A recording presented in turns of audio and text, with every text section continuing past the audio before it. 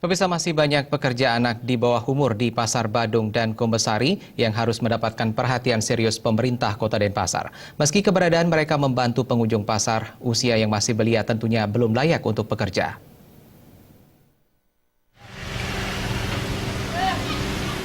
Jika berbelanja ke Pasar Badung atau Kumbasari, seringkali dijumpai anak-anak di bawah umur bermain sambil bekerja menjadi pembawa belanjaan atau dikenal dengan sebutan tukang suwun. Mereka juga menjadi juru parkir. Tak jarang, anak-anak ini menjadi pengemis.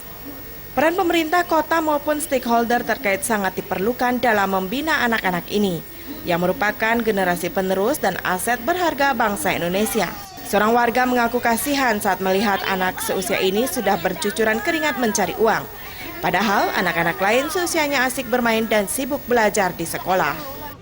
Yang kayak ibu asuh, orang tua asuh gitu ya, mereka disekolahkan. Ya, seperti himbauan ya, ada untuk penampungan lah untuk mereka supaya mereka itu bisa sekolah, terus bisa mengerti apa yang harus dikerjakan pada masa anak-anak ini. Mereka sebetulnya tidak layak seperti itu ya, terutama untuk orang tuanya supaya lebih mengarahkan anak-anaknya. Hal senada diungkapkan warga Kadek Krisna. Meski terkadang membantu dalam memarkirkan kendaraan, Krisna mengaku prihatin karena anak-anak ini terlalu kecil untuk bekerja. Krisna berharap anak-anak ini dikumpulkan dan dibina atau disekolahkan. Sebagian dari mereka adalah anak putus sekolah. Perhatian pemerintah sangat diharapkan agar anak-anak itu tidak menjadi anak jalanan dan terlibat kriminalitas.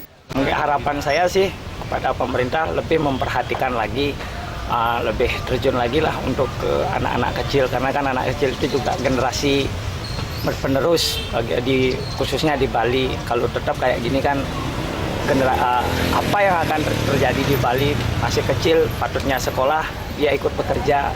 Memang sih dari pihak saya sebagai dia bekerja di sini, dengan kehadirannya dia membantu pekerjaan saya, tapi kan cuma belum saatnya dia bekerja karena umurnya masih di sekolah.